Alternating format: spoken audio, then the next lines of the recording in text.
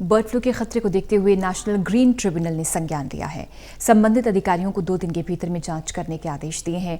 Haryana pollution control board की कार्यप्रणाली पर सवाल उठाते हुए नेशनल ग्रीन ट्रिब्यूनल की एग्जीक्यूटिव कमेटी के चेयरमैन जस्टिस प्रीतम पाल ने बताया कि हैरानी की बात तो ये है कि 4 लाख से ज्यादा मुर्गियों के मरने की जानकारी बोर्ड के अधिकारियों तक को नहीं थी।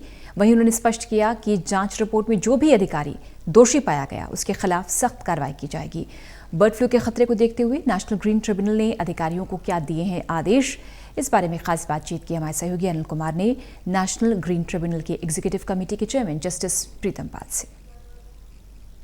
को लेकर नेशनल ग्रीन ट्रिब्यूनल ने संज्ञान लिया है। इस समय मेरे साथ है नेशनल ग्रीन ट्रिब्यूनल के एग्जीक्यूटिव कमेटी के चेयरमैन जस्टिस प्रीतम पाल। इनसे जानते हैं कि उन्होंने इस मामले में क्या कार्रवाई की है। जी, हमारे सामने ये 2 दिन पहले नोटिस में आया था पेपर की न्यूज़ आइटम से। कल हमारी मीटिंग थी 9 डिस्ट्रिक्ट्स की 3 डिवीज़न की मीटिंग थी, जिसमें करनाल, गुड़गांव और फरीदाबाद। उस मीटिंग में ये एजेंडा तो नहीं था, लेकिन क्यों न्यूज़ आइटम से हमें पता लगा कि इस पंचकुला एरिया में, बरवाला और रायपुरानी के एरिया में, जो पंचकुला एरिया के डिस्ट्रिक्ट के पार्ट्स हैं, वहाँ पर इतनी भारी संख्या में मुर्गियों की डेथ हुई है कि उसका अंदाज़ा लगाना भी मुश्किल है।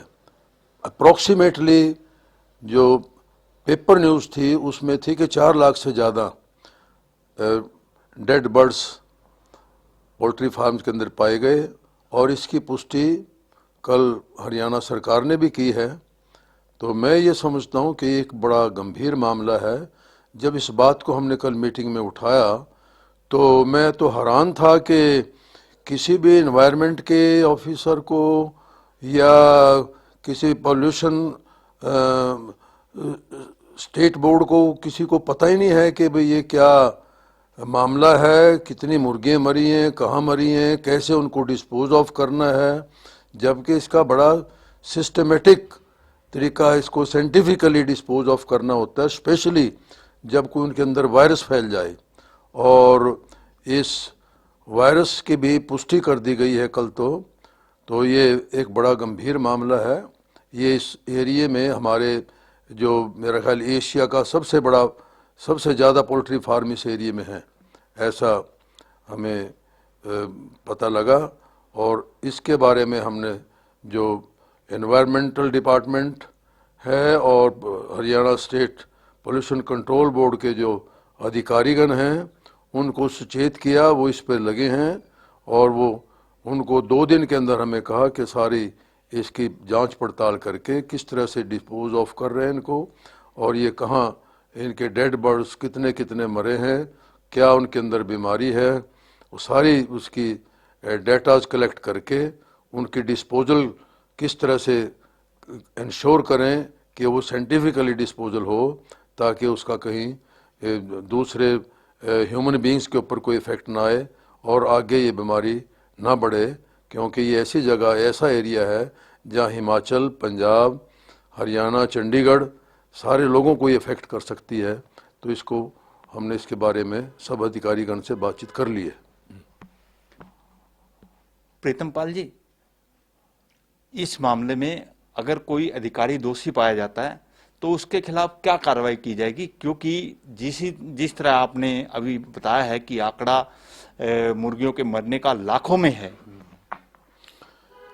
इसके लिए हमने कल आदेश जारी किए हैं कि इसकी सारा डेटाज कलेक्ट करो, और जिसके एरिए में और ये चीज़ें कहीं बर्ड्स कोई ऐसा ना हो कि कहीं रोड साइड पे फेंक जाएं। आज मेरे सामने एक ये सोशल मीडिया से एक वीडियो वायरल भी हुई है, जिसमें ये लिखा गया है, ये बताया गया कोई गांव वालों ने कि वो सड़क के किनारे पर कोई पोल्ट्री फार्म वाले लोग डेड बर्ड्स को फेंक गए हैं, और वो गांव वालों ने उस बीमारी से डरते हुए कि कहीं को और इसका इफेक्ट ना हो, गांव वालों ने वहाँ पर उनके खड्डे खोद के उनको दबा रहे हैं, जो कि वो दबाने का तरीका भी ठीक नहीं है। तो इसलिए ये और भी गंभीर मामला हो गया। हम इसको बहुत सीरियसली इसका नोटिस लिया है और इसके ऊपर जो कंसर्न अधिकारीगण होंगे उनकी जांच पड़ताल करके उनके ऊपर सर्टेनली कोई एक्शन कार्रवाई की जाएगी। ये थे मेरे साथ नेशनल ग्रीन ट्रिब्यूनल की एग्जीक्यूटिव कमेटी के चेयरमैन जस्टिस प्रीतम पाल। इन्होंने कहा है कि बर्ड फ्लू को लेकर नेशनल ग्रीन ट्रिब्यूनल ने संज्ञान लिया है और संबंधित अधिकारियों से इस पूरे मामले की रिपोर्ट मांगी है। वहीं इन्होंने स्पष्ट किया है कि अगर इस मामले में कोई अधिकारी दोषी पाया गया तो उसके खिलाफ सख्त कार्रवाई की जाएगी। Anil Kumar, total news, Chandigarh.